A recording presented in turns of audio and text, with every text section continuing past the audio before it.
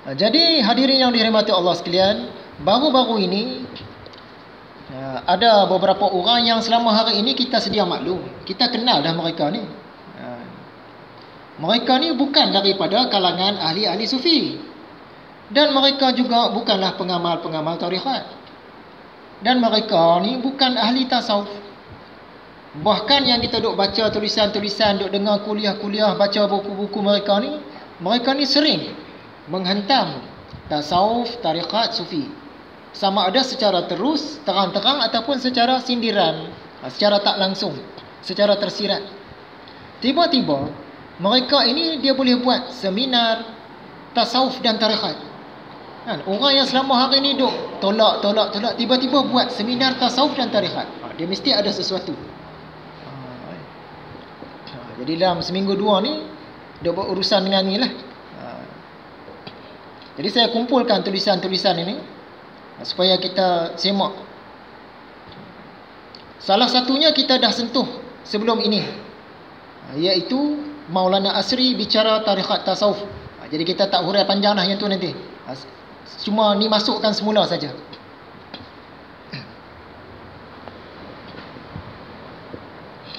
Jadi apabila orang yang tak berkelayakan, dia membicarakan tentang tasawuf dan tarikat dengan skala penonton yang besar, hebahan promosi yang besar, dan dibuat secara langsung.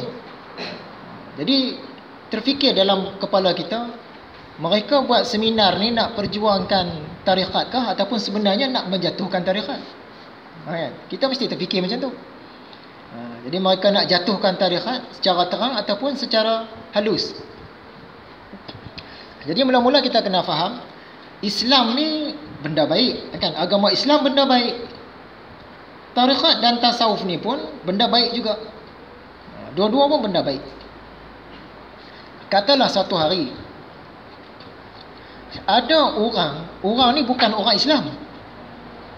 Dia tak duduk dengan orang Islam pun. Dia tak bergaul dengan orang Islam pun. Dan dia memang tak amal Islam. Dia bukan orang Islam, dia tak duduk dengan orang bukan Islam, tak bergaul, dan dia memang tak amal pun amalan-amalan Islam.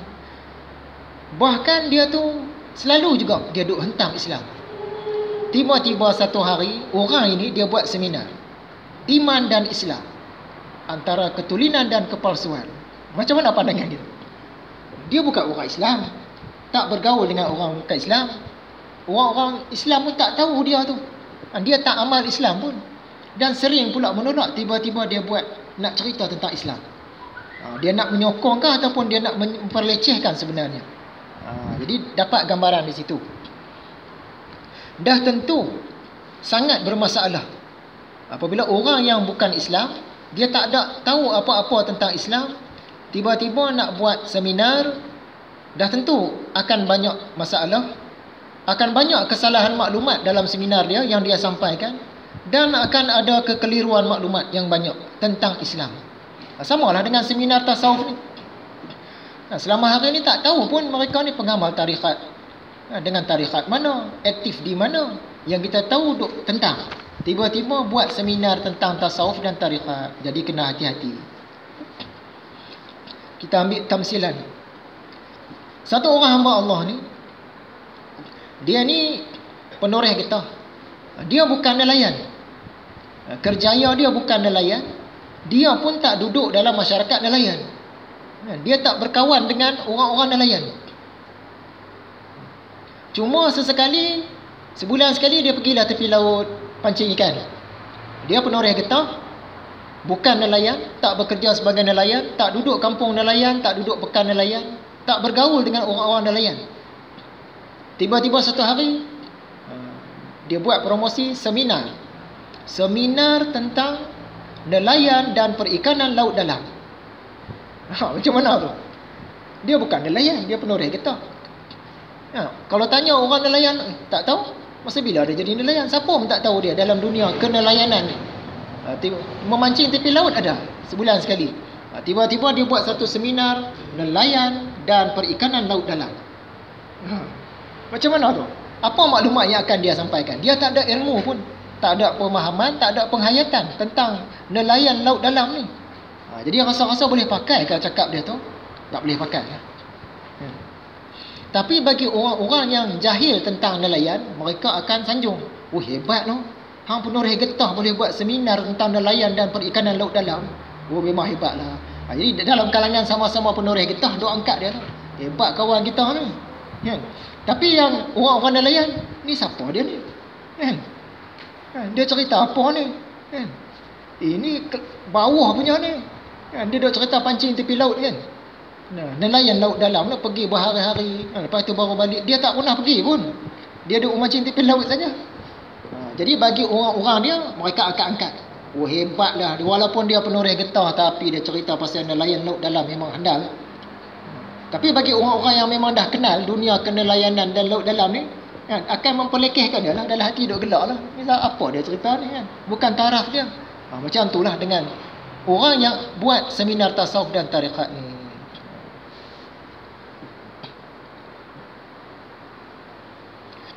Lainlah kalau orang tu dia memang nelayan, dia memang nelayan laut dalam, memang bergaul dengan masyarakat nelayan, dan dalam dunia kenelayanan ni memang orang kenal dia.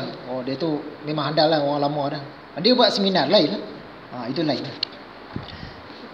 Dia hadirin yang dimuliakan sekalian, mula-mula kita tengok artikel yang pertama. Tajuknya Tasawuf dan Tarikat Antara Ketulinan dan Kepalsuan. Orang yang mahu berbicara tentangnya. Siapa dia yang kalau buat seminar tarikat dan tasawuf ni kita rasa-rasa tulen? Boleh jadi tulen lah. Yang kata boleh jadi tulen ni, yang pertama, orang yang nak bercakap tu dia memang ambil tarikat. Dia memang amal tarikat, bukan ambil saja, dia amal. Dan bukan sekadar amal, dia faham. Tidak sekadar faham, dia kuasai tarikat tu. Sampailah ke had minima yang layak untuk membicarakan tarikat dan berkongsi tentang tarikat ni dalam skala yang besar.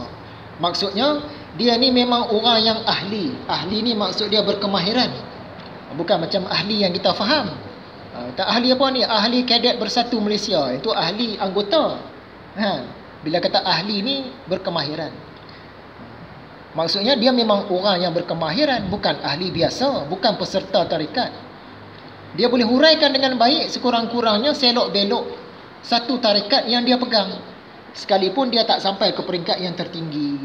Ni mungkin tulen lah. Lagi tanda-tanda orang yang membicarakan tu ialah yang tulen. Selama ini umumnya dia memang sedia dimaklumi oleh orang-orang tarikat. Orang tarikat memang tahu dah. Sebagai seorang ahli tarikat. Bahkan orang yang bukan tarikat pun tahu dia tu ahli tarikat tu. Orang dah tahu dah. Cepat orang tahu. Tapi kalau tiba-tiba orang tak pernah tahu dia tu dalam dunia tarikat ni, dia tiba-tiba muncul tak tahu dari mana, dia nak bercerita lantang tentang tarikat. Yang ni kita kena letakkan tahap berjaga-jaga peringkat tertinggi. Kita tak tahu apa agenda dia sebenarnya. Yang ketiga, tanda-tanda satu-satu orang tu dia boleh jadi tulen lah. Selama ini dia memang dimaklumi sebagai seorang yang tidak menolak tarikat. Selama hari ini memang dia perjuangkan tarikat. Dia memang tak tolak. Dia tidak menentang dan tak musuhi tarikat. Sama ada secara langsung ataupun secara tidak langsung. Jadi boleh jadi betul lah. Macam mana pula tanda-tanda pembentang dia tu yang bagi seminar tu adalah orang yang palsu?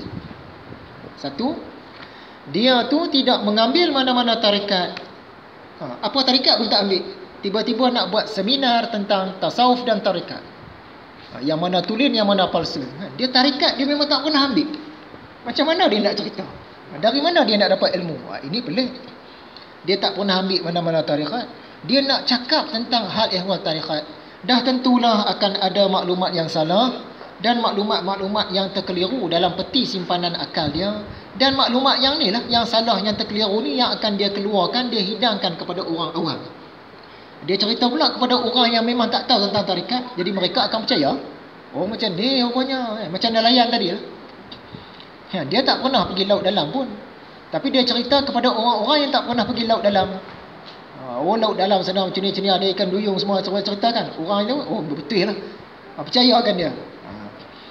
Yang kedua, tanda orang tu palsu. Dia tak pernah ambil tarikat. Dia pernah ambil tarikat, tapi dia tak amal pun. Dia pernah ambil tapi lepas tu dia tak amal dah. Berapa tahun lepas tu tiba-tiba dia nak cerita tentang tarikat. Ini bahaya. Sebab dari mana ilmu dia tentang tarikat tu? Dia tak amal. Dari mana pemahaman dia? Dari mana dia punya pemahaman? Dia potensi palsu. Contoh orang nak belajar silat lah. Hari pertama tu duk sembelih ayam apa semua dalam gelanggang, dia pergilah daftar. Lepas tu dia tak mai dah. Dia tak belajar lah. Mana-mana tempat pun memang tak belajar lah. Selang 2-3 tahun, tiba-tiba dia buat bengkel silat. Bengkel silat. Dia tak pernah belajar. Dia pergi daftar saja. Sama orang ni tadi. Kan? Dia pergi daftar tarikat, ambil baik apa semua. Dia tak pernah amal dah. Tiba-tiba buat seminar. Yang tu bahaya. Jenis yang ketiga, yang mungkin palsu. Dia pernah ambil tarikat dan pernah amal, tapi dah lama dah tak amal, dia tinggal dah. Bila dia tinggal ni maksudnya dia gagal. Orang yang bertarikat betul-betul dia tak tinggal lah. Tak kira lah apa tarikat pun yang dia masukkan. Ni dia amal, tiba-tiba dia tinggal. Bila dia tinggal tu maksudnya dia tak mencapai had minima dalam bertarikat. Dia tak sampai pemahaman dia. Dia setakat tahu saja. Bila tak sampai ke peringkat faham, tiba-tiba dia nak kongsi tentang tarikat dengan orang lain. Ini akan datang masalah. Untuk diri dia, dia mungkin pernah tahu dan amal. Tapi untuk diri dia saja. Jadi sebenarnya dia tu sampai ke peringkat tahu, peringkat faham pun tak sampai. Apatah lagi nak sampai ke peringkat menghayati.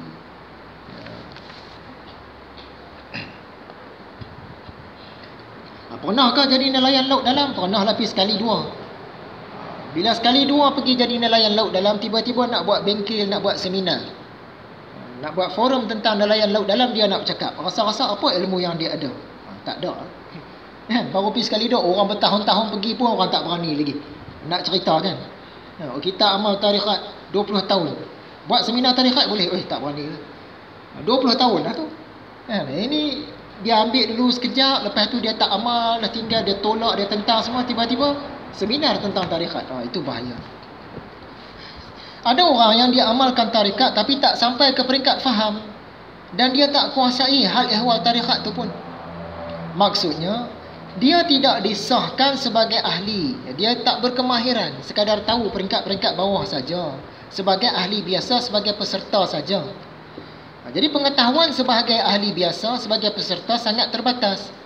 Jadi tak layak untuk dia buat seminar tentang tarikat. Macam orang belajar taekwondo. Masa sekolah rendah dia belajar taekwondo. Belajar sampailah tali pinggang biru. Lepas tu dia stop. Sekolah menengah tak belajar. Habis sekolah menengah, tiba-tiba dia buat satu seminar bengkel taekwondo. Asal orang nak pergi tak? Kalau orang yang tahu lah, orang tak pergi lah. Dia belajar pun tali pinggang hitam pun tak dapat lagi. 1 den pun tak dapat. Nak buat seminar ni kurang-kurang 3-4 den. Tali pinggang biru saja. Tiba-tiba nak buat seminar. Apa ilmu yang dia ada? Jadi tak patut lah kan. Bagi orang-orang yang tak tahu, hebat dia no. Dia buat seminar taekwondo. Bagi orang yang tahu, yang tali pinggang hitam, dia ni sudahlah. Baru tali pinggang biru nak buat seminar lah. Kami 1-2 den pun tak berani lagi. 3-4 den baru duk tolong-tolong.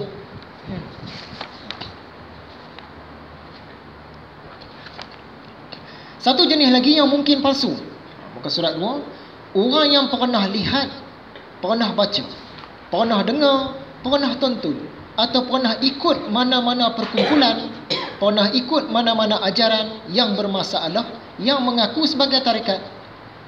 Dia pernah join, tapi yang dia join itu sebenarnya bukan tarikat, ajaran sesat. Bila dia join itu, dia tengok ini lain macam ni, dia berhenti, dia keluar. Bila dia keluar, dia dedahkan, saya dah pernah join tarikat dah. Saya duduk 6 bulan, tahu dah semua cerita ni, orang tak boleh bohong dah. Tarikat ni memang salah, memang sesat, memang syiah semua. Saya pernah join ni, bukan kata saya tak pernah join lah. Padahal dia join tu tak tahu kumpulan apa. Kumpulan ajaran sesat yang mana pun kita tak tahu kan. Dia mengaku pernah join dah. Jadi cakap-cakap dia orang awam mudah percaya. Dia pernah duduk 6 bulan dengan tarikat sekian. Jadi dia tahulah dia orang dalam. Jadi dia cerita ni memang betul lah ni. Padahal dia tak ada ilmu. Dia join dengan kumpulan yang bukan tarekat sebenarnya. Tapi kumpulan tu mengaku tarekat. Kami tarekat ni. Padahal bukan. Ataupun kumpulan tu tak mengaku, dia rasa. Yang ni kumpulan tarekat kot ni, aku join ni. Dia rasa. Ya. Dan yang kita tengok kebanyakan orang yang buat kuliah, dia menolak tarekat dan dia mengaku pernah bertarekat. Sebenarnya mereka tu ikut tak tahu kumpulan apa. Bukan kumpulan tarekat, bukan kumpulan tasawuf, bukan kumpulan sufi. Ada satu orang doktor. Dia belajar di Mesir. Orang ajak join tarekat. Dia pergi. Bila pergi, dia kata dia sampai ke peringkat mengetuai pelajar-pelajar Malaysia berzikir secara kuat. Dia kata ni zikir melayang ni, maksudnya zikir sampai hilang lah. Dia kata dia jawatan dia tinggi lah. Saya jadi khalifah kepada pelajar-pelajar Malaysia. Padahal dia join sekejap je. Dia join sekejap. Macam kita lah di sekolah. Cikgu PJ kita, bila dia nak mula PJ, tak. Okey, Nazrul, kamu ni tolong handle sat. Warm up, panaskan badan. Cikgu PJ duduk tepi padang kan. Sat lagi pengisian baru dia cerita. Panaskan badan, dia suruh anak murid dia seorang. Nazrul pun pergilah buat 1, 2, 3, 4, 5, 6, 7, 8 semua kan. Kepok-kepok sana semua, panas-panas badan. Lagi nak warm down lagi. Okey Nazrul, buat lagi. Kan? Maksudnya dia ketua kepada warm up. Adakah ilmu dia tu melayakkan dia jadi guru dalam PJ? Tentulah tak layak kan. Sebab cikgu dia lantik dia sebagai ketua warm up saja. Pasal sukatan pelajaran PJ dia tak tahu. Huraian sukatan pelajaran dia tak tahu. Teori-teori pengajaran dan pembelajaran dia tak tahu. Sebab dia tak pernah masuk maktab. Dia bukan cikgu. Dia cuma ketua halaqah memanaskan badan. Doktor ni sama lah.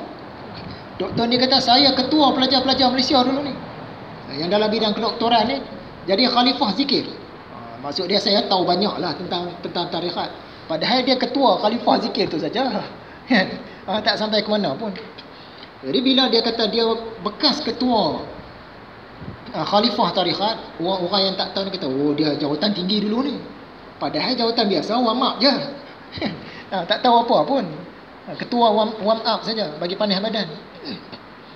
Kemudian dia kata, salah seorang elder, maksud orang lama dalam tarekat tu, dia panggil abang lah. Bila sampai waktu semayang, dia kata, bang jom kita semayang. Abang tu kata, makam. Maksud dia makam tinggi, tak payah semayang. Oi, abang dia sampai tak payah semayang. Adalah beberapa hal lagi yang dia tengok. Lalu dia kata, sebab itulah saya keluar daripada tarekat. Inilah jadi dalam tarekat. Yang dia join tu rasa kumpulan tarekat ke kumpulan sesat kata. Dia join tu kumpulan sesat, tapi dia sangka sebagai tarekat. Itu masalah. Dia join kumpulan sesat yang tolak semayang apa semua ni tak ada dah makam tinggi. Kan? Dia join kumpulan macam tu. Jadi dia hukum kepada semua tarekat. Saya dah join dah. Saya ketua pelajar Malaysia di Mesir, ketua khalifah kepada zikir melayang. Jawatan tinggi dah tu. Jadi saya keluar. Jadi tuan-tuan tak usahlah masuk tarekat. Padahal yang dia join tu ajaran sesat, bukan tarekat. Dia tak boleh nak beza yang mana tarekat, yang mana ajaran sesat, sebab dia memang tak ada ilmu. Bahagian itu. Bahagian lain kita akui ilmu dia tinggi. Lebih pada kita lagi. Bahagian tarekat ni dia ada salah faham. Satu lagi, tanda orang tu palsu. Selama hari ini, orang-orang tarekat pun tak pernah tahu dia ahli tarekat. Kurang-kurang adalah 1-2 orang tahu kan. Ni tak kenal pun. Dalam dunia tarekat, dunia tasawuf ni tak tahu. Tiba-tiba dia nak berbicara tentang tasawuf dalam skala yang besar. Ini mesti ada sesuatu. Kemudian orang tu, tanda dia tu palsu. Dia tak mampu nak huraikan sekurang-kurangnya selok-belok satu tarekat. Dia kata, saya tarekat Syaziliyah. Cuba cerita sikit, Syaziliyah ni macam mana? Dia tak boleh nak cerita. Bila tak boleh cerita tu, boleh jadi palsu. Kalau dia Syaziliyah, mesti dia boleh cerita. Sebab dia nak forumkan tentang tarekat ni. Nak seminarkan tentang tarekat. Dan lagi tanda orang tu palsu, selama hari ini kita memang kenal dia dah. Dia ni memang cukup anti dengan tasawuf tarekat sufi. Selama hari ni kita baca buku, dengar kuliah, ada semua tahu dah. Tiba-tiba dia buat forum, seminar tentang tarikat. Ini pelik. Macam ajaran Kristian.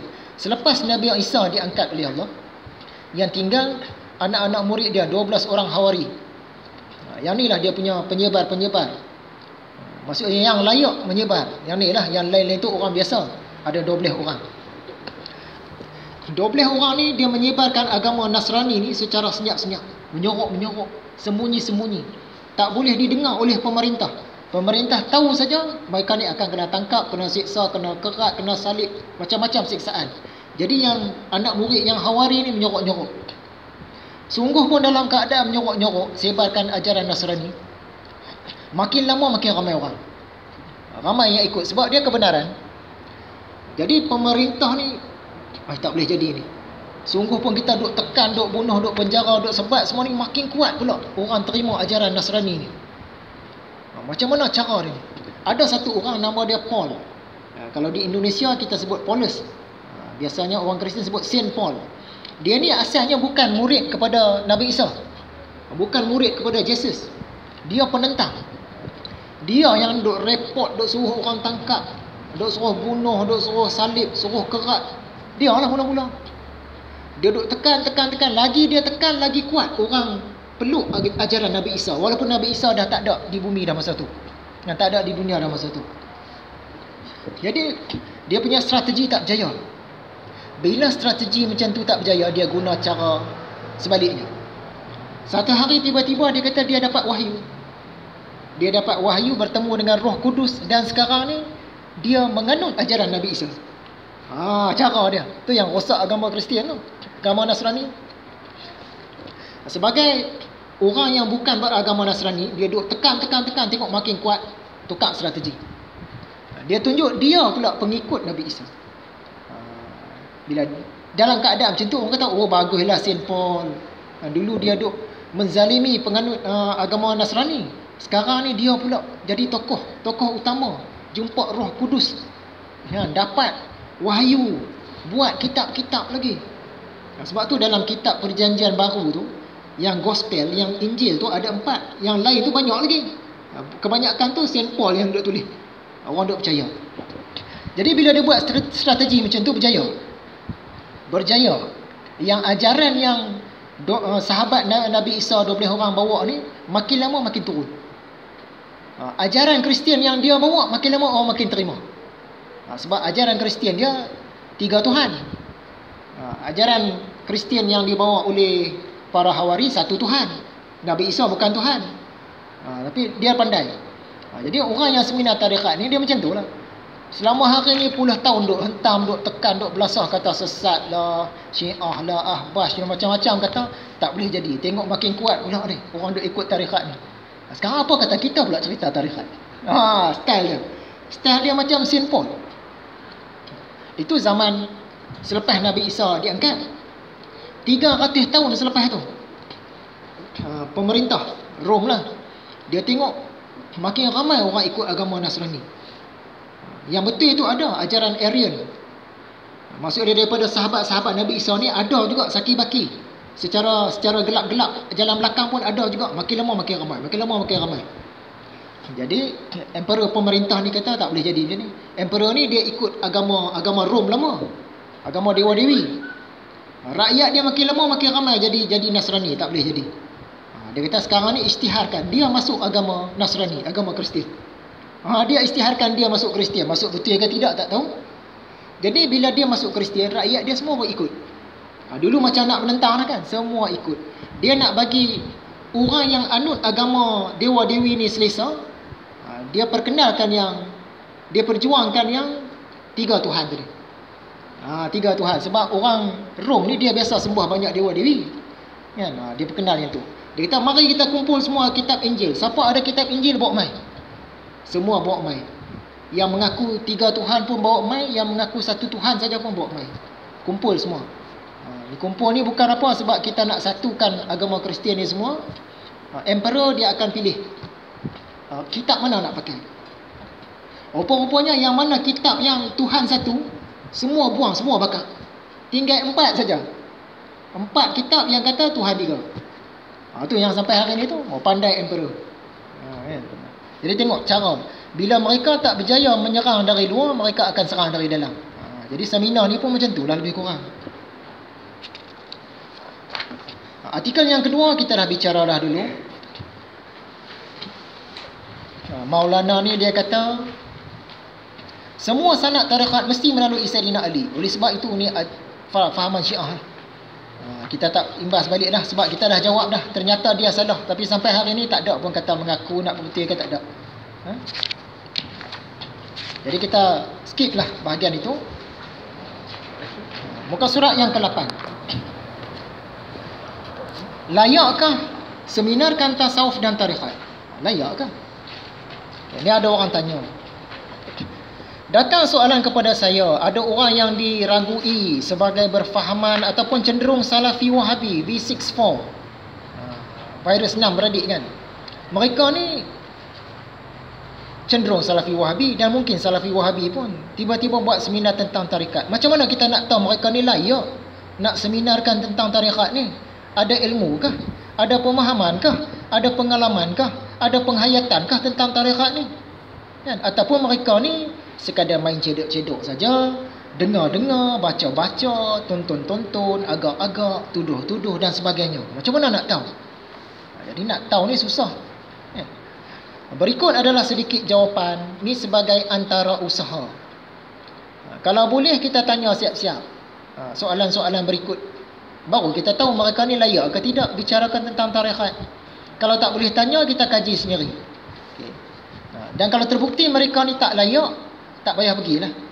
Dah berlangsung pun seminar tu 2 hari sudah, kan semalam ke? 2 hari sudah. Dan kalau kita tahu mereka tak layak, kita bolehlah angkat kaki awal daripada majlis tu. Apa antara soalannya? Soalan pertama, apa tarekat yang tuan-tuan ambil? Kamu tarekat apa? Jadi kamu nak buat seminar tentang tarekat, apakah tarekat yang ustaz ambil?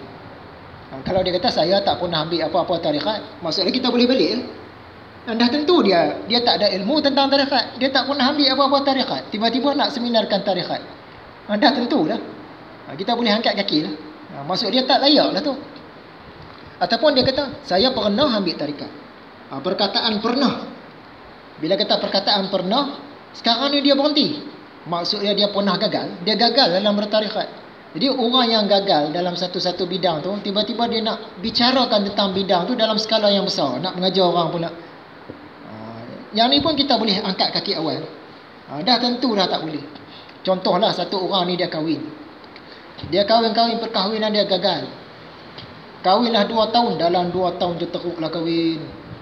Nak layan isteri, nak layan mak mentua, pak mentua, nak layan adik ipar, kakak ipar semua, sepupu sepapat. Saat-saat kenuri, saat-saat kematian, saat-saat berkhatan. Tahu banyaklah. Masa aku bujang dulu senang hidup. Sekarang ni macam-macam, lepas kahwin ni macam-macam, komitmen punya banyak. Nak layan isteri punya cemburu lagi. Kalau yang perempuan pula, teruklah, kena belasah dengan suami, kena pukul, kena baling semua kan. Suami duk habiskan duit aku saja ni. Macam-macam. Dia pernah gagal, lepas tu bercerai. Tiba-tiba orang yang ni dia nak buat seminar. Seminar keluarga bahagia. Macam mana? Kita nak pergi dah. Dia sampai peringkat gagal, sampai yang dia sembang dengan kita, elok tak usah kahwin. Nak kahwin, bagus, sunnah semua. Tapi kalau rasa berat, tak payah kahwin lah. Saya tak galakkan kahwin, tak usah kahwin. Banyak masalah. Tiba-tiba dia nak buat seminar keluarga bahagia. Ini masalah. Dia bermasalah. Maksudnya dia pernah melalui alam perkahwinan dan gagal. Jadi dia tak layaklah nak bicarakan tentang keluarga bahagia. Apatah lagi orang yang tak pernah melalui alam perkahwinan, tiba-tiba buat seminar keluarga bahagia, lagi pening. Masa saya belajar dulu, ada satu orang pensyarah perempuan. Masa tu umur dia pun dekat 40 dah, tak kahwin. Pakwa ramai, putih belakang. Jadi disebabkan keadaan macam tu, kami tanya kat dia, kenapa puan tak kahwin? Dia kata, kahwin teruk. Dia kata, you nak tahu kahwin ni dengan suami asyik kenakan kita saja, lebih baik dah tak kahwin. Padahal dia tak pernah kahwin. Dia berpasang-pasangan putih, Pasang putih. Dia bagi contoh pula. Nak tahu, ada kawan I cerita, nak beli susu anak ni. Naik kereta sekali, bila sampai kat kedai, suami pun memandu, suami pun berhenti. Okey, pergi belilah susu anak. Duit tak bagi. Pakai duit isteri juga. Punya teruklah suami. Kan? Dia duduk tunggu. Jaga steering, jaga anak dalam kereta. Duit tak bagi, maksud dia isteri kena keluar duit sendiri lah. Kata, oh teruk kahwin. Dia cerita dekat dia pelajar-pelajar yang belum kahwin lagi kan. Masalah dia tak layak berbicara tentang kahwin sebab dia tak pernah melalui alam perkahwinan. Dia dengar-dengar cerita-cerita orang, dia takut nak kahwin. Sampaikan dia terlalu memilih pasangan, tak kahwin. Masa tu umur dia dekat 40 dah, sekarang tak tahulah. Ni cerita dah lebih 20 tahun dia cerita. Sekarang umur dia mungkin dah pencen aku. Dah lama dah. Tak tahu kahwin ke tidak. Kalau dia kuat berprasangka macam tu, kan, memang tak kahwin. Kan? Kuat berprasangka memang susah nak kahwin. Okay, kemudian kita tanya soalan kedua. Kalau dia kata, saya ada ambil tarikat. Nak menipu pun boleh. Betul pun tak mustahil.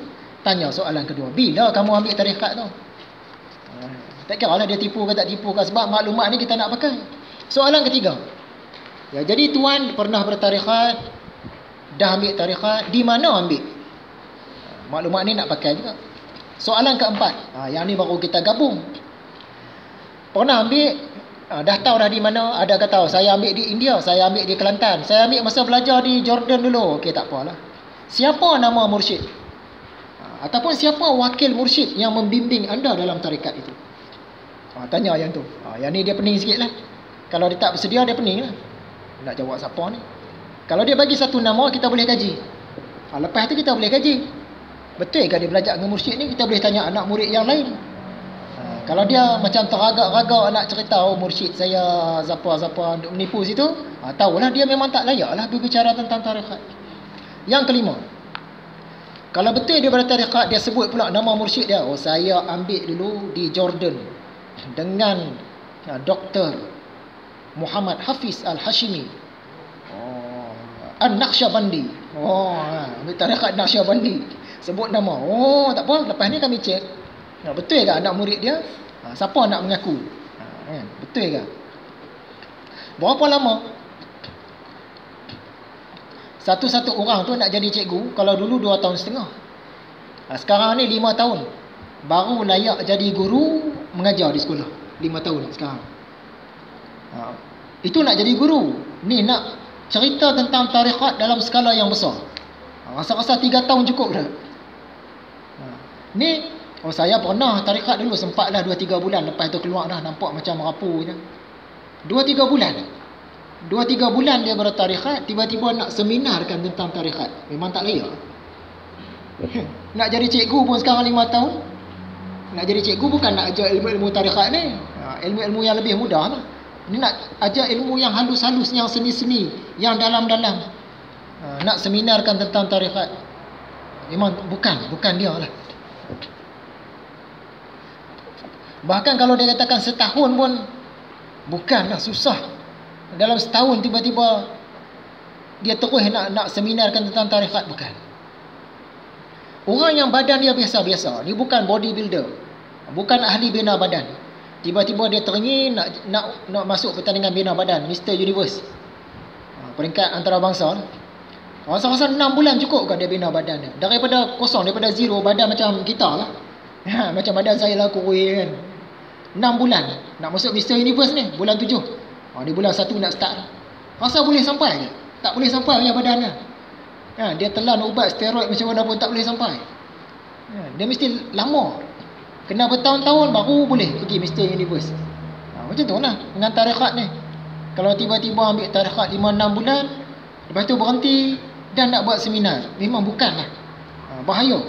Dah tentu akan banyak kesalahan maklumat dan kekeliruan maklumat. Ataupun dia kata, saya masa tarikat dulu sempatlah 2 tahun. Tiap-tiap minggu pergi majlis zikir, tak pernah tinggal, zikir kuat. Majlis zikir kuat tu dia belum pentarbiahan ilmu-ilmu. Kata saya zikir sampai melompat semualah. Tiap-tiap minggu 2 tahun. Jadi saya lama dalam tarikat. Kalau sekadar majlis zikir tu bukan dia. Majlis zikir tu bukan dia, tu nak pandai badan. Dia ilmu-ilmu ni dia ada proses tarbiyah dia. Soalan ke-6. Dia berjaya jawab soalan-soalan tadi, kita tanya pula. Kalau tak tanya pun kita cari maklumat lah. Daripada buku-buku dia, ucapan-ucapan dia, tulisan-tulisan dia. Setakat mana pencapaian tuan dalam tarekat itu? Kata pernah bertarekat kan, nama guru semua dah sebut. Setakat mana tu? Ahli biasa kah? Peserta sajakah? Ataupun ahli aktif? Ataupun diangkat sebagai pembimbing peringkat bawahan? Setakat khalifah zikir bukan? Dilantik sebagai pembimbing peringkat tinggi. Wakil mursyid? Khalifah bukan khalifah zikir tadi tu. Khalifah betul lah. Mursyid? Lain-lain? Kalau dia kata dia setakat ahli biasa, bahkan setakat ahli aktif saja pun, itu belum layak lagi nak seminarkan tentang tarekat. Soalan ke-7. Okay, dia jawab soalan-soalan tadi semua cantik. Okay, sekarang ni siapa atau perkumpulan yang mana dalam tarekat yang kamu sertai itu boleh sahkan pencapaian kamu? Kata, oh saya dalam tarekat dulu saya ni mursyid. Salah seorang mursyid dah, bawah Tok Syekh sikit je mursyid. Salah seorang mursyid. Baik. Siapa dia? Mursyid tu hidup tak lagi? Boleh cerita tak? Kalau mursyid tak hidup pun ada tak anak-anak murid mursyid yang lain cerita? Kita boleh tanya. Surah Al-Isra ayat 36. Maksudnya, dan janganlah engkau mengikut apa yang engkau tidak ada pengetahuan tentangnya. Kalau seminar-seminar yang dibuat oleh orang macam ini, eloklah jangan. Nanti dia datangkan kekeliruan. Sesungguhnya pendengaran, penglihatan dan hati, semuanya itu akan diminta pertanggungjawabannya. Benda yang kita tak tahu, kita jangan cerita. Benda yang tak pasti, kita tak ada pengetahuan. Dan kita yakin pula pembentang-pembentang tu memang tak sampai ilmu mereka. Ilmu bahagian lain mereka handal. Ilmu hadis apa semua handal. Ilmu tarikat ni tak ada. Soalan ke-8. Soalan ke-8 ni sesuai ditanyakan oleh orang-orang yang memang dah ada ilmu, ada amal tarikat. Cuba cerita sikit tentang sukatan pelajaran peringkat sederhana cukup dalam tarikat kamu tu. Peringkat rendah mungkin boleh menipu, peringkat tinggi mungkin tak sampai, tak apalah. Peringkat sederhana cukup, cerita tengok. Kalau dia tak boleh cerita tu bukan lah tu. Tak sesuai.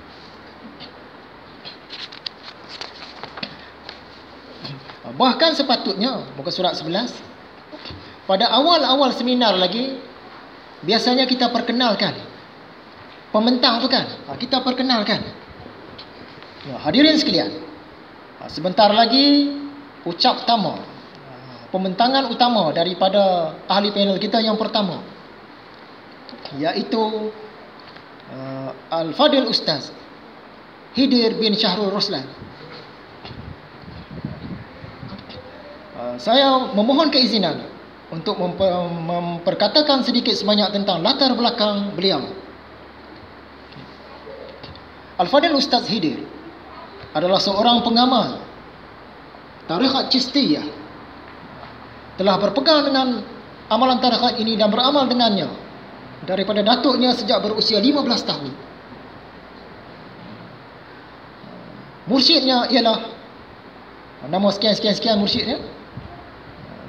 Dan sekarang aktif dengan Zawiyah Tarekat di kawasan Kampung Buaya. Adalah gitu kan. Ni bila bentang-bentang tak cerita pembentang tu tarikat apa, dia ambil dengan siapa, kan? Di mana dia aktif, tak ada pun. Tu kena berhati-hati lah. Surah Al-Baqarah ayat 269, dan tiadalah yang dapat mengambil pelajaran melainkan orang-orang yang menggunakan akal fikiran. Sama sikit lagi ya. 1 jam 13 minit lagi. Soalan-soalan lazim tentang tarikat. Sebelum kita di brainwash fikiran kita oleh orang-orang yang menentang tarikat ni, kita nak tahu serba sedikit soalan-soalan lazim yang biasa orang tanya. Biasa orang tanya, tarikat ni apa benda? Ada banyak definisi dan huraian tentang tarikat. Ringkas cakap, tarikat ni adalah jalan untuk mencapai maqam muhsin dan seterusnya. Yang tu tarikat. Oh, yang tu tarikat. Muhsin tu apa pula? Muhsin ni, selain daripada kita nak jadi seorang Muslim, kita juga nak jadi seorang yang mukmin, yang beriman, dan kita juga nak jadi seorang yang muhsin. Ada hadis dia. Nak tahu cerita panjang, kena datang kuliah bahagian ini. Oh, yang tu. Tarikat ni bukan daripada ajaran Syiah ke? Ini selalu orang tanya. Alangkah jauhnya perbezaan antara tarikat dengan Syiah, bagaikan langit dengan bumi. Tarikat lain, Syiah lain. Oh, lain rupanya. Ramai orang kata sama. Lain. Tarikat ni bukan ajaran sesat ke? Kalau ajaran sesat, yang tu bukan tarikat. Kalau tarikat, yang tu bukan ajaran sesat. Tarikat dan ajaran sesat ni dia saling bertentang, saling berlawanan.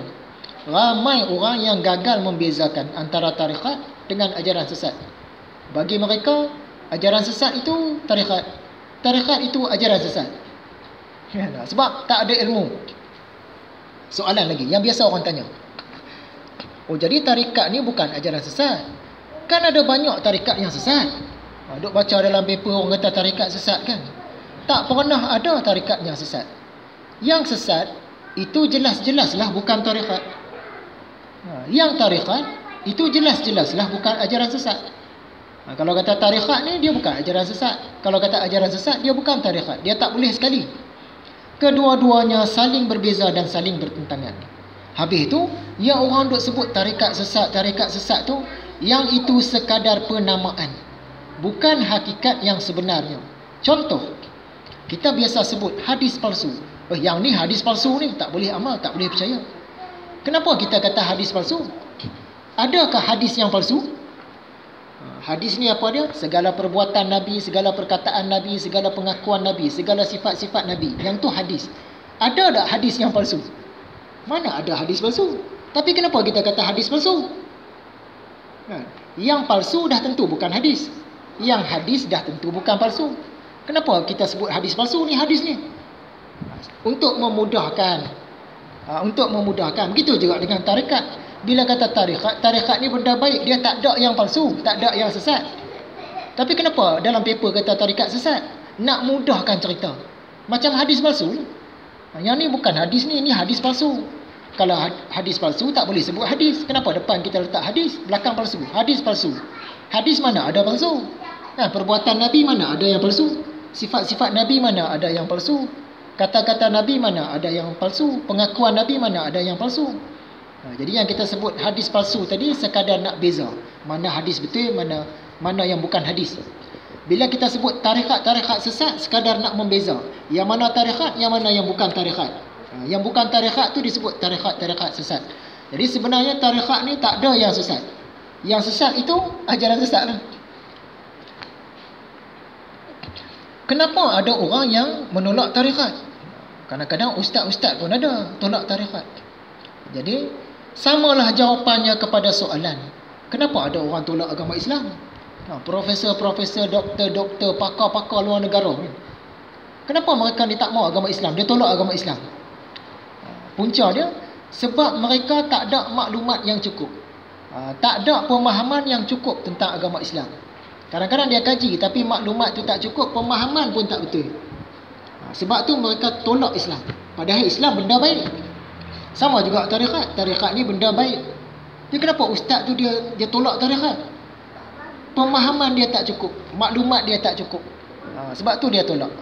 Kalau maklumat dia cukup, pemahaman dia cukup, dah tentu dia tak tolak. Macam agama Islam. Kenapa orang putih ramai yang tolak Islam? Sebab maklumat tak cukup, pemahaman tak cukup. Sekiranya maklumat dan pemahaman cukup, dah tentu mereka beragama Islam. Bagaimana dengan orang yang pernah bertarikat? Tadilah kata saya pernah bertarikat, jadi khalifah zikir lagi. Tapi selepas itu mereka berhenti dan menentang pula tarikat. Dia tu pernah bertarikat. Sekarang dia berhenti, dia tolak tarikat. Sebab apa? Ada beberapa faktor. Antaranya, yang pertama, kebanyakan yang mengaku pernah bertarikat tu sebenarnya tak pernah bertarikat pun. Kita kenal kan? Yang nak mengaku bertarikat, tak pernah bertarikat pun. Tapi dia menipu. Bila menipu tu harapan dia dapat tarik simpati dan sokongan dan kepercayaan orang. Kalau dia nak kata saya tak pernah tarikat, orang tak percayalah. Jadi dia mengaku saya pernah bertarikat. Jadi orang mudah nak percaya. Nak memperdaya tadi itulah untuk memburuk-burukkan tarikat. Yang kedua, ada segelintir orang yang memang pernah ambil tarikat. Dia pernah ikut orang ataupun perkumpulan tertentu yang dia sangka sebagai tarikat. Yang join macam ajaran sesat tadi itulah. Kita kenapa ni duk berzikir tutup lampu, laki perempuan duduk sekali ni, macam ni tarikat. Tarikat sesat lah. Lepas tu dia buat kuliah. Saya dah join dah tarikat. Adakah tutup lampu sekali? Laki perempuan duduk rapat-rapat, entah apa berlaku dalam tu. Yang tu ajaran sesat. Kan? Bukan tarikat. Jadi dia join satu perkumpulan atau ikut satu tok guru yang dia sangkakan yang ni tarikat. Padahal bukan. Sebab tu mereka tolak tarikat. Saya bagi contoh di sana. Satu orang putih, dia ni duduk di Pekan, betul-betul bandar raya. Kampung tak pernah mai. Bukan kata kampung di Malaysia, kampung di Amerika pun tak pernah pergi. Jadi dia tak biasa tengok pokok pisang. Sampai ke Malaysia orang tunjuk, yang ni pokok pisang. Satu hari dia berjalan-jalan di kebun, berderet pokok pisang, buah tak ada lagi. Dia nampak di bawah pokok pisang ni ada buah merah-merah kecil-kecil. Tengok berderet, agaknya buah pokok ni. Kan? Padahal dia nampak tu cabai. Dia pun kutip. Sebab tuan-tuan kebun tadi dia duk pungut cili tadi, terjatuh, tercicir di bawah pokok-pokok pisang tu. Dia tengok dekat pokok, buah pisang tak ada. Di bawah berterabuk buah yang merah-merah. Yang ni buah ni. Dia pun test. Ngap. Bila dia ngap pedas. Pedas. Dia balik Amerika. Bila balik Amerika, dia buat seminar tentang pokok pisang. Saya pernah tengok pokok pisang dah. Pernah rasa buah dia dah. Buah dia warna merah.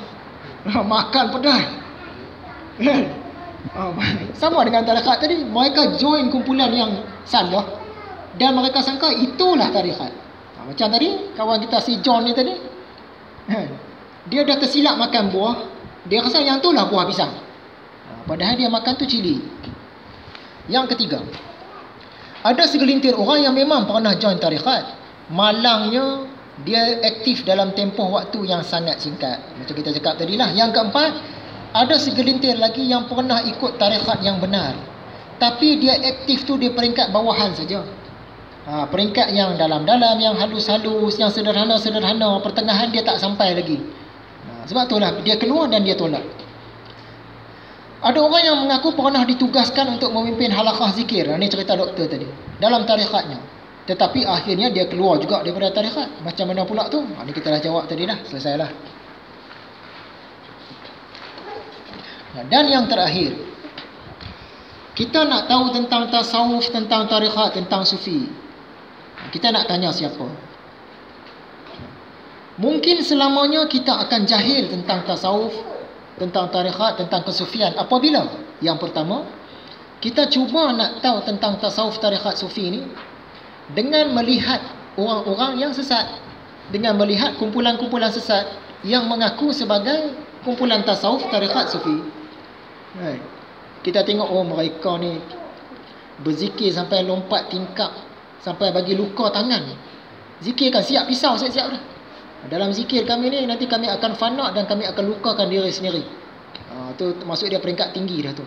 Dia tengok kumpulan yang macam itu, kan? Dan dia belajar. Dan saya nak tahu lah tentang tasawuf, tentang tarikat, tentang sufi ni, boleh cerita tak? Tanya kumpulan yang macam tu, dah tentulah maklumat salah. Yang kedua, kita nak cuba tahu tentang tasawuf, tarikat, sufi dengan kita ambil ilmu itu daripada pihak-pihak yang memusuhi tasawuf, tarikat, sufi. Daripada pihak musuh yang selama hari ini duduk menentang. Kita tanya kat mereka, memang tak dapatlah maklumat dia. Yang ketiga, kita cuba nak tahu tentang tasawuf melalui mereka yang tak pernah melalui jalan tasawuf. Lagi kacau, dia tak pernah lalu pun, tak pernah pergi perikanan laut dalam. Tiba-tiba dia nak seminarkan, nak ceritakan tentang perikanan laut dalam. Yang keempat, kita cuba nak tahu tentang tasawuf melalui orang-orang yang gagal dalam bertasawuf. Dia tak boleh pergi, kan? Setiap orang ni ada bakat dia. Dia cuba juga join-join tapi tak boleh pergi lah. Bila tak boleh pergi, dia kata tasawuf ni gini. Padahal dia cerita tu tak sampai pun. Jadi kalau kita nak tahu, tanya kepada yang ahlinya. Wallahu a'lam.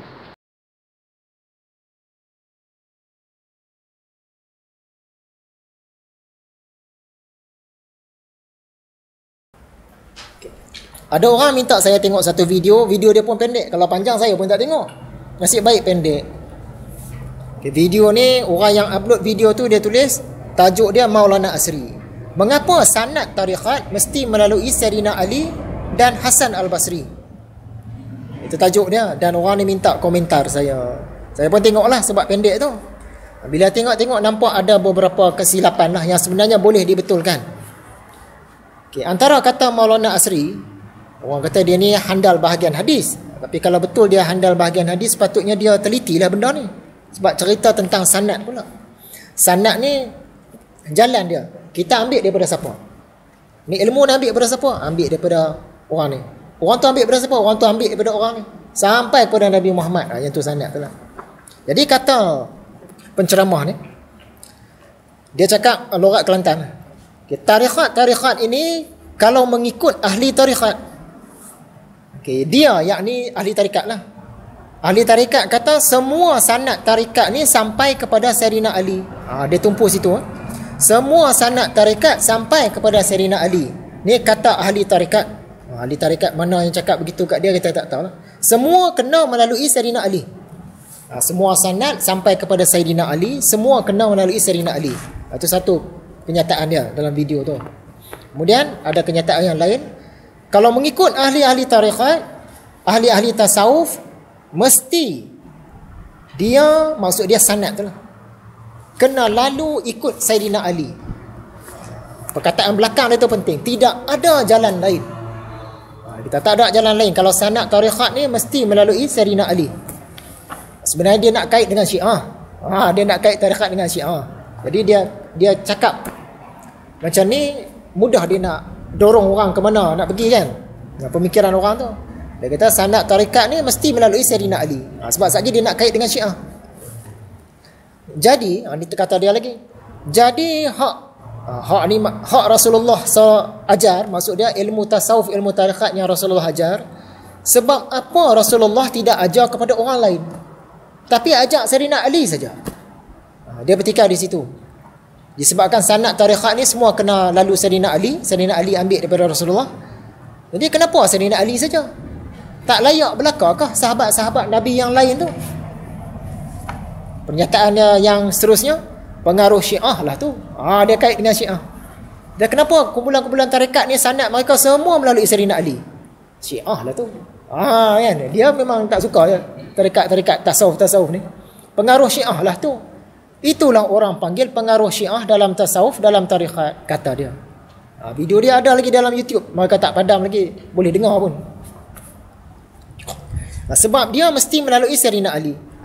Kata dia lagi, sebab apa dalam ramai-ramai sahabat Nabi ni tak layak nak bagi pada orang lain, yang sehingga mereka ni, ahli tarikat ni kata mesti melalui Sayyidina Ali. tu sebab apa? Dia tambah lagi, lepas tu kebanyakan dalam sanad-sanad itu ada sebahagian daripada imam 12 Syiah. Boleh dikatakan semua tarikat ni ada. Jadi tulisan saya ni sebenarnya nak menjawab kata sanad tarikat bukan melalui Sayyidina Ali. Yang lain-lain pun ada, bukan melalui Sayyidina Ali sahaja, sahabat lain pun ada. Yang tu point nak jawab. Bukan nak jawab benda-benda lain, yang tu saja. Jadi mula-mula kita senaraikan imam 12 dulu. Dia kata tarikat tasawuf ni berkait dengan imam 12 lah. Sebahagiannya. Siapa dia imam 12 ni yang dipercayai oleh grup-grup Syiah ni? Jadi orang Syiah ni dia ada 12 orang imam. Yang pertama Sayyidina Ali, yang kedua Sayyidina Hasan, anak dia, yang ketiga Sayyidina Husin, anak dia juga, yang keempat Ali bin Husain, yang kelima Muhammad Al-Baqir, yang keenam Ja'far Shadiq, yang ketujuh Musa Al-Kazim, yang ke-8 Ali Ar-Ridha, yang ke-9 Muhammad Al-Jawad, yang ke-10 Ali Al-Hadi, yang ke-11 Hasan Al-Askari, yang ke-12 Al-Mahdi. Ni yang kata hilang ni, tak muncul-muncul lagi ni. Jadi yang ni 12 imam yang dipercayai oleh puak Syiah Imamiyah. Jadi dia kata nama-nama imam ni banyak dalam, sebahagiannya ada dalam sanad tarikat. Jadi tarikat-tarikat ni pengaruh Syiah lah. Sekarang kita simak, betulkah apa yang diajarkan oleh Maulana Asri di atas tadi? Jadi saya ambil beberapa sanad tarikat. Yang pertama kita ambil sanad tarikat Naqsyabandiyah. Sebab Naqsyabandiyah ni tarikat yang boleh kata yang terbesar lah, ramai penganut yang pegang dengan tarikat ni. Tapi ada satu masalah. Tadi baru ada satu orang tegak, saya betulkan dah. Sanad yang saya mula-mula masukkan tu sanad yang ringkas, dia ada terputus. Orang tu tegur, dia kata ada antara orang dalam sanad ni mereka tak berjumpa. Sebab saya tumpu nak jawab, nak kata tak, selain Sayyidina Ali pun ada. Jadi tentang sanad ni kita pakai salin je. Saya dah betulkan dah sanad tu. Jadi dalam nota tuan-tuan tu tak dibetulkan lagi. Tak apalah. Jadi tarikat Naqsyabandiyah ni datang dari mana? Daripada Rasulullah sallallahu alaihi wasallam. Dia bagi kepada Sayyidina Abu Bakar As-Siddiq. Sayyidina Abu Bakar bagi kepada Salman Al-Farisi. Salman Al-Farisi bagi kepada Qasim bin Muhammad. Adakah nama Sayyidina Ali kat situ? Tak ada.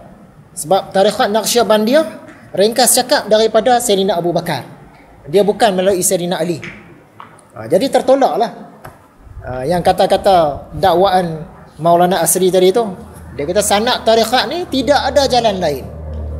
Tidak ada jalan lain. Lagi dia kata semua sanad kena melalui Sayyidina Ali. Jadi dari mana dia ambil sumber tu kita tak tahu. Kita harap dia betulkan lah. Bukannya kita ada nak kata apa-apa kat dia. Betulkan saja.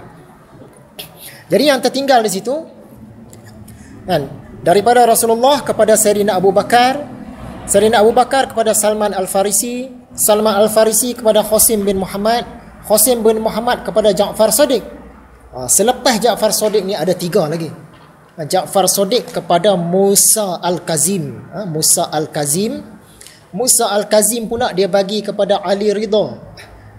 Ali Ridha pula sampaikan kepada Ma'ruf Al-Qarhi.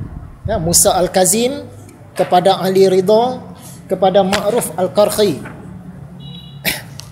Lepas tu Ma'ruf baru dia bagi kepada Abu Yazid Al-Bustami. Jadi saya tertinggal 3 nama kat situ. Dah betulkan dah. Kemudian daripada Abu Yazid Bustami, dia tak bagi kepada Ali bin Abu Ja'far Qarkhani. Sebab mereka ni tak berjumpa. Ada 3 orang lagi di situ. Abu Yazid Bustami dia bagi kepada Muhammad Al-Maghribi. Muhammad Al-Maghribi. Muhammad Al-Maghribi dia beri kepada Abu Yazid Al-Ishqi. Abu Yazid Al-Ishqi bagi kepada Abu Mudatir At-Tusi. At-Tusi baru bagi kepada Qarkhani. Qarkhani bagi kepada Farmadi. Farmadi ni salah seorang guru Imam Ghazali juga ni. Kemudian seterusnya lah sampai ke bawah. Jadi dalam sanad ni tak ada nama Sayyidina Ali. Jadi kita tolaklah hujah dia tadi. Yang ni membuktikan sanad tarikat ada melalui sahabat lain, bukan sebagaimana yang didakwakan oleh penceramah. Dia kata semua mesti daripada Sayyidina Ali. Tak. Macam contoh sanad tarikat Naqsyabandiyah ni daripada Sayyidina Abu Bakar dan daripada Salman Al-Farisi, yang tu sahabat Nabi juga. Jadi bukan melalui Sayyidina Ali saja. Dan dalam sanad ini Imam 12 ada berapa orang? Ada 3 orang. Ni saya lupa tulis situ kan. Tak betulkan lagi. Ada 3 orang. Satunya Ja'far Shadiq. Yang keduanya Musa Al-Kazim. Yang ketiganya Ali Ridha. Sungguh pun ada 3 orang ni. Kita nak confirmkan kata yang ni pengaruh Syiah ni. Belum tentu. Kan? Belum tentu. Macam Ja'far Shadiq ni dia bukannya ikut ajaran Syiah yang macam hari ni. Tak apa. Jadi hujah yang pertama ni kita dah tolak dah. Maksud dia ada sanad tarikat melalui sahabat selain Sayyidina Ali. Kemudian hujahan kita yang kedua, saya ambil tarikat Junaidiyah. Junaid Al-Baghdadi. Tarikat Junaidiyah ni dia ada 2 jalan sanad. Jalan yang pertama daripada Rasulullah sallallahu alaihi wasallam memberi kepada Abu Zar Al-Ghifari. Bukan kepada Sayyidina Ali, kepada Abu Zar. Abu Zar dia bagi kepada Malik bin Umairah, kepada Hasan bin Hasan, kepada Abu Sulaiman Daud. Bin tu tak ada tu. Situ pun silap juga. Kepada Ma'ruf Al-Qarhi, kepada Sirri As-Saqati, kepada Junaid Al-Baghdadi, kepada Ashibli dan seterusnya. Jadi nama Sayyidina Ali tak ada. Jadi tertolak lagi dakwaan Maulana tadi. Macam mana pula dengan Imam 12? Seorang pun tak ada. Daripada 12 imam tadi, seorang pun tak ada dalam sanad ni. Jadi tertolak lagi. Macam mana dia boleh kata Dalam kebanyakan sanad-sanad tu ada sebahagian Imam 12 Syiah. Boleh dikatakan semua tarekat ada. Ni tarekat Junaidiyah tak ada pun. Apa tolak dah. Okay, kita tengok sanad tarekat Junaidiyah yang kedua. Sanad yang kedua ni ada Sayyidina Ali. Daripada Rasulullah SAW memberi kepada Ali bin Abi Talib. Ali bin Abi Talib beri kepada Hasan al-Basri, yang memberi kepada Habib al-Ajami, yang memberi kepada Abu Sulaiman Daud bin tu tak ada, yang memberi kepada Ma'ruf al-Qarhi, kepada Siri as-Saqati, kepada Junaid al-Baghdadi, kepada Shibli dan seterusnya. Jadi yang ni ada nama Sayyidina Ali. Tapi yang ni bukan bukti semua tarekat kena lalu Sayyidina Ali, sebab tadi kita dah tunjukkan ada yang melalui Sayyidina Abu Bakar, ada yang melalui Salman, ada yang melalui Abu Zar. Kemudian dia kata ada sebahagian daripada Imam 12. Daripada sanad melalui Sayyidina Ali ni, yang ada Sayyidina Ali seorang lah. Takkan kita nak kata Sayyidina Ali tu Syiah macam Syiah hari ni? Tak lah kan?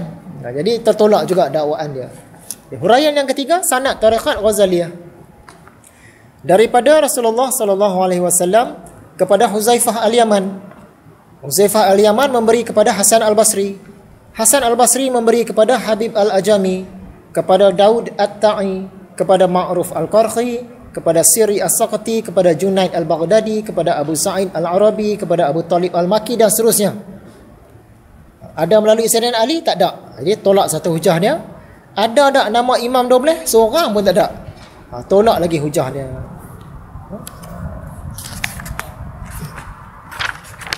Jadi bahagian rumusan ya, pandangan dakwaan Maulana Asri ini tertolaklah. Sebab ternyata tidak semua sanad tarekat melalui Sayyidina Ali. Ada yang melalui Abu Bakar, Abu Zar, Huzaifah al-Yaman. Sedangkan mereka pun sahabat Nabi juga. Dia pandangan dia, ajaran dia tertolak kerana ada sanad-sanad tarekat yang melalui sahabat-sahabat Nabi seperti Sayyidina Abu Bakar, Salman al-Farisi, Abu Zar al-Ghifari dan Huzaifah al-Yaman.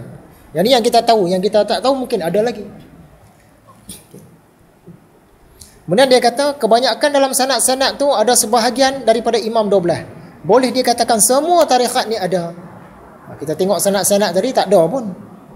Jadi pandangan dia ni pun tertolak juga. Dan selain itu, saya tengok juga sanad-sanad yang lain, tarekat Syaziliyah, tarekat Ahmadiyah Idrisiyah, tarekat Chistiyah, Samaniyah, Tijaniyah dan lain-lain. Tak ada yang macam yang didakwa oleh Maulana Asri. Dia kata ada sebahagian daripada Imam 12. Semua tarekat, boleh kata semua tarekat ada, tak ada pun. Ada tarekat yang ada. Tapi bila kata semua tarekat ada, tak ada. Sebab yang kita faham, bagi orang yang berfaham Salafi Wahabi ni, bila kata semua, kullu ni maksud dia 100%. Semua bid'ah adalah sesat. Semua.